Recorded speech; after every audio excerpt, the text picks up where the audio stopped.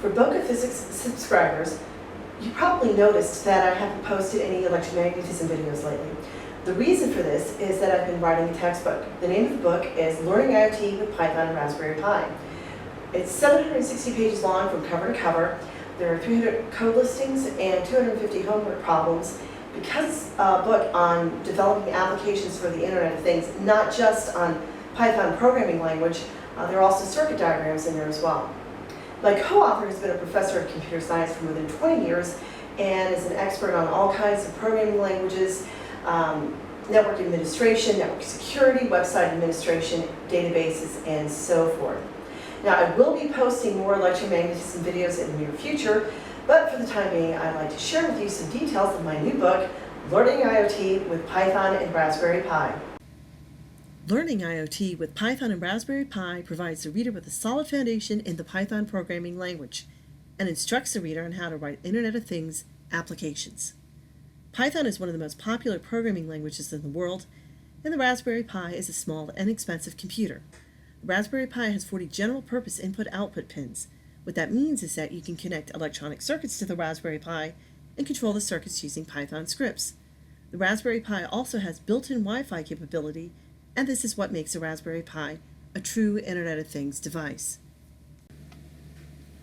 What's so intriguing about the Raspberry Pi is that it enables a student to build and control useful electronic circuits. If you've taken general physics labs or a physical electronics lab, you learned how to measure the voltage across and the current through components in basic circuits. However, it is likely that you never actually built a circuit that did something useful. A piezo buzzer circuit and an LED circuit are used to introduce the reader to controlling electronic circuits using Python script. Next, the light level is gauged using a light-dependent resistor circuit. The first IoT project is to send a text message if the light level falls below a certain threshold. Another IoT project is to send an email if motion is detected using a passive infrared sensor circuit. And there's a project whereby a photo is snapped if motion is detected. Another IoT project involves using an ultrasonic sensor in a proximity alert circuit and making a phone call if an object gets too close to the sensor. A GPS hat is used to read in and store GPS data. An analog to digital converter chip is used to read in data from a light-dependent resistor circuit and data from a gas sensor circuit. A servo motor is used to rotate a camera. The final project involves building a robot driven by a quadruple half-H driver chip and controlling it using a multi-threaded application. In addition, an explanation of how to use SSH and VNC to remotely control the Raspberry Pi is included. Learning IoT with Python and Raspberry Pi provides a student with a solid foundation in the Python programming language. Every Python object has a type, a value, and an identity. The first 4 data types described represent strings, floating point numbers, integers, and Boolean values. Conditional statements are used to implement flow control.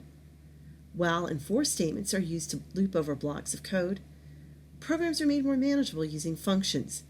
Breaking code into functions also makes that code reusable. Lists and tuples are used to store sequences of data. A dictionary is used to store data that can be accessed by a key. And the set type is used to do such things as take a union of 2 sets and take the intersection of 2 sets. Code listings that make use of try-except statements are used throughout the text, so the student learns how to handle runtime errors. At the end of the chapter on conditional statements are several circuit projects, one of which involves sending a text message if the light level detected by a light-dependent resistor circuit falls below a certain threshold. A conditional statement is used to send the text message if the condition that the light level is below a certain threshold is true. At the end of the chapter on loops are several circuit projects, one of which involves sending an email if a passive infrared sensor circuit detects motion. A while loop is used to continually monitor the data read in from the passive infrared sensor circuit. When motion is detected, the email is sent. The Python scripts that control the circuits make use of the Python syntax or the Python data type explained in the chapter in which a circuit project appears. So these circuit projects also serve to elucidate Python programming concepts. Because applications that interact with IoT devices might store data in a database, we've included a chapter on SQL for database access. SQL stands for Structured Query Language. All the code listings and HTML listings in the Web Access chapter have been included in order to familiarize the student with the tools needed to create and deploy a home monitor system in the cloud. There's a section on HTML tags, a section on how to install and configure a web server, a section on how to write Python server-side script. The home monitor project is composed of a client-side Python script that snaps a picture if motion is detected. It then uploads the picture to a server in the cloud. A Python script running on a server in the cloud copies the picture into a database, and Python server-side scripts enable access to the pictures over a web browser.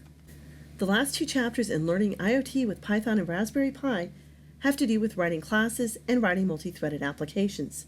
These are more advanced topics and are usually not covered in depth, if at all, in introductory Python programming courses. However, we believe it is very important to include classes and threads because a student will be well equipped to begin developing robust applications. Numerous code listings illustrate what object-oriented programming means. This chapter concludes with a project that illustrates how to write a class to control a servo motor. By using threads, a single Python script can play music and display images at the same time. Without threads, the music would have to finish playing before the images could be displayed, or vice versa.